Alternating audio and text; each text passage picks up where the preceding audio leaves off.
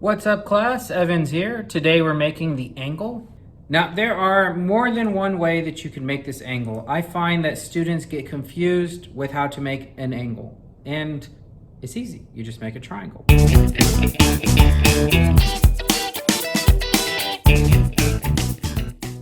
So we have a couple ways that you can do this.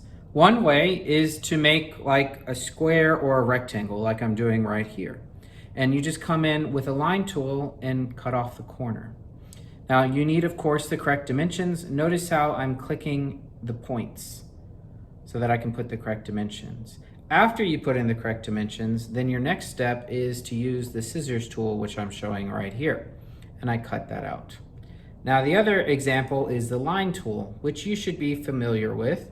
Just draw the actual shape with the angle. Now you can use the method that I like, which is draw the shape and put the dimensions later, or you can put your dimensions in as you type it. It doesn't matter to me, as long as you have the correct dimensions in it. They're all the same.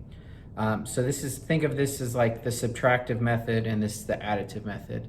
Once you're done with that, all you're gonna do is extrude this 2.25. Now, to get that little cut, the best way to do that would be either doing a sketch from the top view and then cut down with a square, or the method I want to try, which is looking from the bottom of it and cutting the square up. So I'm going to put a sketch right at the bottom, and I'm going to draw a square. Something that's really important, see how it's highlighting that yellow? A lot of the stuffs I've given you have been from a corner.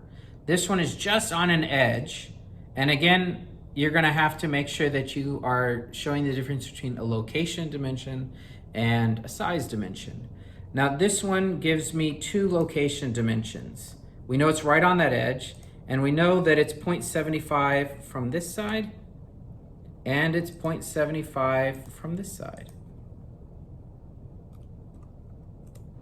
It doesn't give me how wide that gap is, but you can subtract it in your head and figure it out if you needed it. The only other dimension is that this is 0.75 back. Now to finish it off, you should be able to do that without me. We're just going to extrude this little piece, and we want it to be a remove. If it doesn't angle up, you can click the flip button. Now make sure that you hit through all. We don't want to leave any tabs in here. It's got to go through the whole part, and then hit OK. Now here's the part that's a little different. You can call me over and show this to me, but I'm not going to grade it from your desk. I want you to do this now. So over here on the top, there's a button that says share. So I'm going to click share. And I want to come over here to individuals, and I'm going to type in my email that I gave you.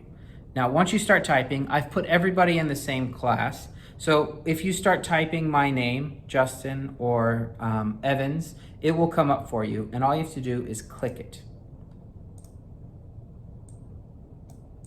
Now it might be covered a little bit by my face, but you're gonna click the share button here. Notice how it put my email, and it says can edit. I'm gonna come over here to link sharing. I'm going to turn on link sharing. Then I'm going to click copy to clipboard.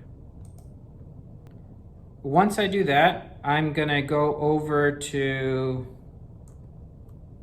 the assignment on Canvas. So open it up. Notice how it says start assignment up here. Click start assignment. It's going to open up a text box here, and I'm just going to hit Control V for paste. Then I'm going to press, and please don't skip this, press the enter button so it turns it into a hyperlink that I can click on. Now, the two things that you have done is you have created a link anybody can see, and you've made me the ability to view it. And not only view it, but also I can look at each and every one of the dimensions and extrusions you've done so that I can kind of grade it and make sure everything's correct. You've got to have both of those turned on. Now, once you put this in here, of course, scroll down and press Submit Assignment. You can let me know if you submitted it so that I can go look at it on my end to make sure that everything went through. It emailed me and I can see the link. Now, because I have so many students, I won't grade it from my email because I'll get, 100 emails every assignment. I'll go to Canvas and I'll click on Canvas and look at the link there. That way it's real organized for me and easy for me to grade. So make sure to submit it to me in this way, because many of the other assignments I'm going to have you turn in that way, and this is probably the best way for us to do this. This is how you would share stuff with a client. So if you made something, you could easily just email them this or send them that link. Make sure that the permissions are on correctly so that either they can just view it or they can edit it. And it's up to you, but this is probably the best way to share a digital file with a client or someone you're working with.